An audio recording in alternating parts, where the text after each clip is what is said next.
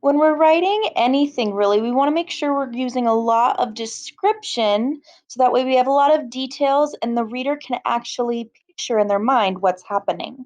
So, a good way we saw this was when we read our Fox story together about the boy and his pet dog named Fox. He had a lot of great details. So, one way we can think about doing that ourselves is thinking of something called small moments. So, good writers can think about a special moment that happened to them, zoom in on it, and write about it. So, it all starts with what we can think of as a big watermelon topic. So, the whole big idea.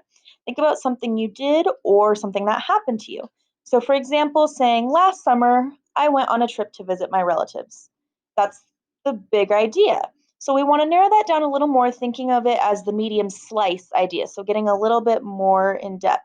So narrow down your topic even more. So we can continue that example with, I played with my cousins for a week. That's great. So now we're going to do even more narrowing down to what we call the small seed moment. So the little tiny seed inside the watermelon, where we focus in on one small moment. So we can continue that example with, one day my cousins Gavin and Olivia and I made a gigantic fort out of 12 large blankets.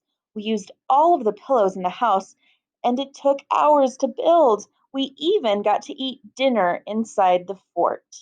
So again, starting with just that big idea of, well, last summer I went on a trip to visit my relatives, but we can narrow that down a lot more. So no matter what you're writing about, we want to make sure we're being as descriptive as possible in what we're talking about. So that way our reader understands what was happening since they weren't there.